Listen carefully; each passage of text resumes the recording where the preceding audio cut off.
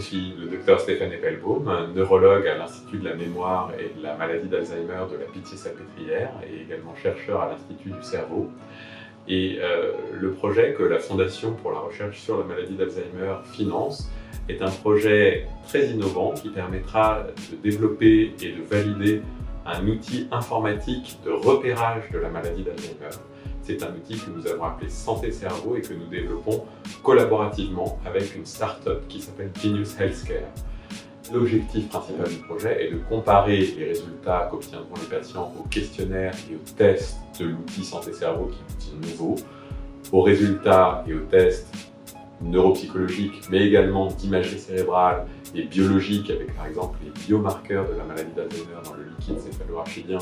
obtenu par fonction Lambert, c'est-à-dire les outils les plus performants à l'heure actuelle dont nous disposons grâce au plateau technique assez unique que nous avons à la Pitié-Salpêtrière. Nous avons la chance d'évoluer dans un milieu très riche sur le plan de la recherche clinique, puisque nous avons à la fois des médecins et nous avons également un groupe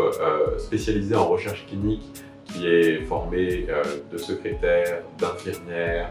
d'attachés de recherche clinique, de psychologues et de neuropsychologues dédiés à la recherche clinique, donc ça c'est très important. Et je travaille également avec des équipes de mathématiciens, de statisticiens qui ont des compétences en analyse de données et en traitement des données pour avoir des résultats optimaux en termes de validation de nouveaux outils comme l'outil Santé Cerveau. Et donc ce tri permettra premièrement de rassurer des patients qui sont atteints entre guillemets d'une plainte de mémoire bénigne, c'est-à-dire qui n'est pas sujette à évoluer vers une maladie d'Alzheimer, en tout cas à courte échéance, même à moyen terme, de patients pour lesquels on est un petit peu plus inquiet, c'est-à-dire dont on considère qu'ils pourraient avoir une maladie d'Alzheimer débutante. Et lorsque nous aurons un traitement